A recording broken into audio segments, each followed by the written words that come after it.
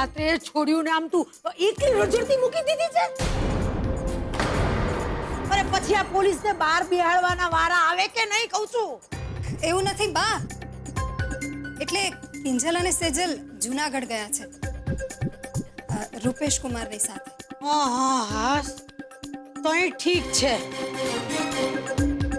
બાકી આ જમાનો કેવો કળજુગ આવ્યો છે પૈસા ભૂખ્યા ભૂંડ જેવો. અને એમાં આ સુશાંતિઓ તાપીને બેઠો છે નખો દ્યો મારી કિંજલની સામે. પણ આ જૂનાગઢનું અચાનક કેમ ફૂટી નીકળ્યું? નહીં, રૂપેશ કુમારને ખરેખર ત્યાં કામ હતું એટલે બંને એની સાથે ગયા છે. એમના સગાવાલાઓ છે ને ત્યાં, એમના ઘરે જ ઉતરવાના છે. હા એમ વાત છે. પણ ઈ બે ભેગા હારે કિંજલને મોકલવાની શું જરૂર હતી? એમાં એવું છે ને બા કે જુવાન છોકરા છોકરીને એકલા તો ના જ મોકલાય ને. નહીં તો પાછા તમે જ મને કહો કે મીરા વહુ તમને બધું મારે પાછું એકડે એકથી શીખવાડવાનું. તો ઈ વાત તો સાચી જ છે ને.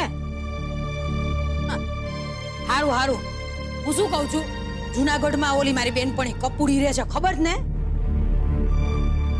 ના તો કઈક જરાક આગુ પાછું થયું 19-20 તો કપૂડીનું ઘર તો છે જ. હો હું વાત કરી દઈશ, ચિંતા ન કરતો. અને હા જય શ્રી કૃષ્ણ. હવે ઈ જ કેવા જાતી હતી જય શ્રી કૃષ્ણ.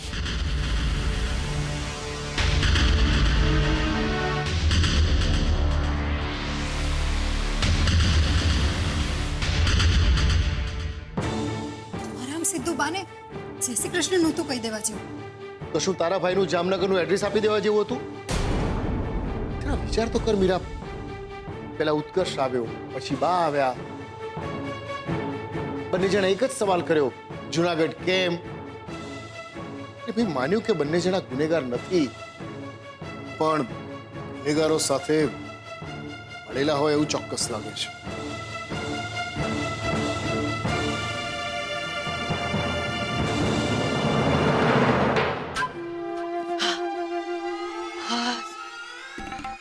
એ સંતોષી મારી સપનાના બાને તો સપનાના બાને આડી ખબર તો પડી ગઈ કે કિંજલડી જૂનાગઢ ભેગી થઈ છે ખરી. વાહ ભવાની વાહ.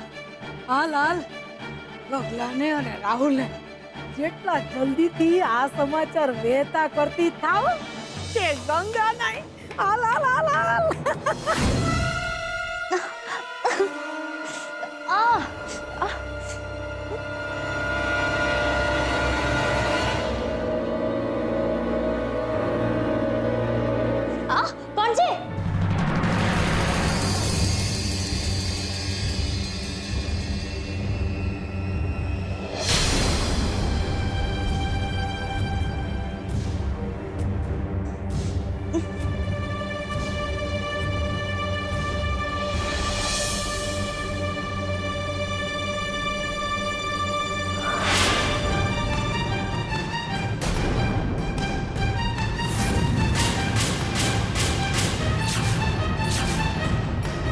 કોણ છે?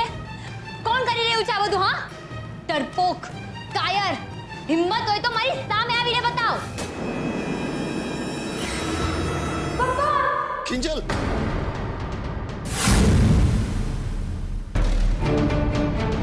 કિંજલ, આવું છું બેટા. અરે ક્યાં જાવ છો તમે? મારી વાત તો સાંભળો. કિંજલ મને બોલાવી રહી છે, મારે જવું પડશે. અરે તમે જાગો. કિંજલ તો અત્યારે જામનગર જવા નીકળી છે, ટ્રેનમાં હશે. સપનું આવ્યું હશે તમને. સપનું? હાસ તો એક મિનિટ.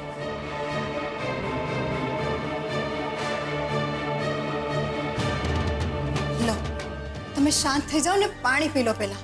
કોણ? મારે કિંજલ સાથે હમણાં વાત કરવી છે. અરે તમે સમજતા કેમ નથી? ઘડિયાળમાં તો જુઓ કેટલા વાગ્યા. સૂઈ ગયા હશે બધા. અરે ટ્રેનમાં ઘંટડી વાગશે તો આજુબાજુના લોકો જાગી જશે. તો ભલે જાગી જાય. તમે જે નંબર ડાયલ કરી રહ્યા છો એ હાલમાં બંધ છે. કિંજલનો ફોન પણ બંધ આવે છે. સેજલ સાથે વાત કરું. તમે છે ને લીધેલું વેન મૂકતા જ નથી. સેજલ પણ સૂઈ ગઈ હશે બિચારી. તો જાગી જશે. ચાલ આપણે જઈએ.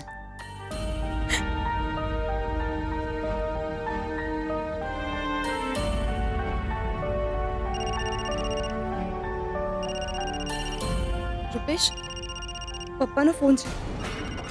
શું કરું? ના હમણાં નહીં, પણ એકવાર રાણા સાહેબ સાથે વાત થઈ જાય ને પછી આગળનું વિચારીએ. ઓકે? મારે જે દિવસથી સીતાહરણની વાત કરી છે ને ત્યારથી મારું મન ચક્રાવે ચડ્યું છે. જ્યાં સુધી છોકરીઓ સાથે વાત નહીં કરું ને ત્યાં સુધી મારા મનને શાંતિ નહીં થાય.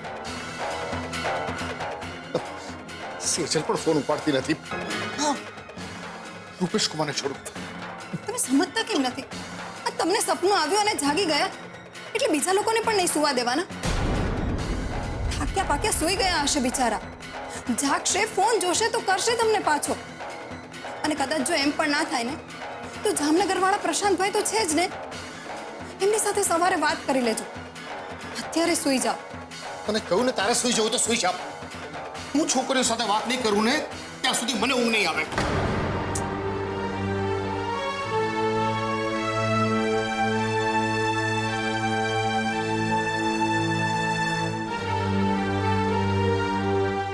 ચલો ઠીક તો હશે ને. કોણ છે? સામે આવો. કહું છું આમ પાછળથી વાર કરવાનો શોખ છે. મ્યુઝિક મ્યુઝિક મ્યુઝિક કોણ વગાડે છે? ને જગ્યા આ જગ્યા તો મેં જોયેલી છે. પહેલા હું અહીંયા એકવાર આવી ગઈ છું.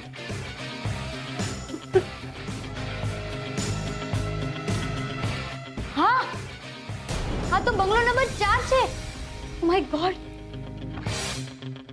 આ મ્યુઝિક બંધ કરો કોઈ.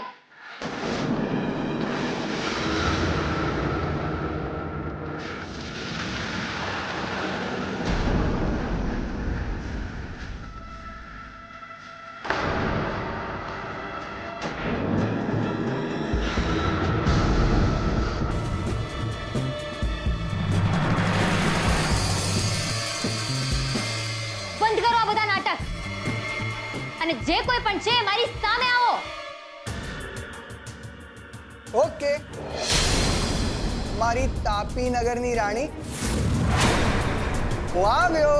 Shut up. મને ખબર છે આ ઉત્કર્ષ નથી બોલી રહ્યો. આ તું છે સુશાંત, તું.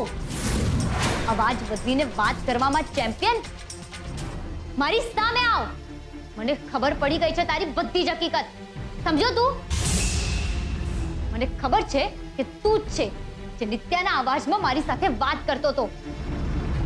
અને તું જ છે જેને મને અહીંયા બોલાવી છે, બંગલો નંબર 4 માં. બોલ, જવાબ આપ. છે ને આ બંગલો નંબર 4? સામે આવ મારી.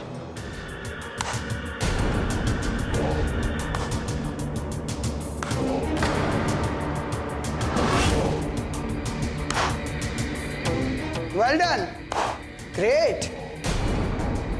તારી આ જ અદાથી કાયલ થઈને હું અમેરિકાથી અહીંયા પાછો આવ્યો છું, મારી તાપી નગરની રાણી.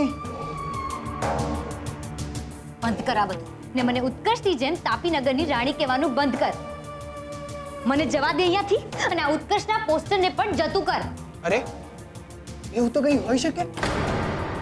કારણ કે હું જ્યારે તારી લાઈફમાં આવ્યો ને ત્યારે ઉત્કર્ષ પળે પળ આપણા સંબંધનો સાક્ષી રહ્યો છે. એટલે આપણે જ્યારે બેમાંથી એક થવા જઈ રહ્યા છે ત્યારે તો એની હાજરી જરૂરી છે ને.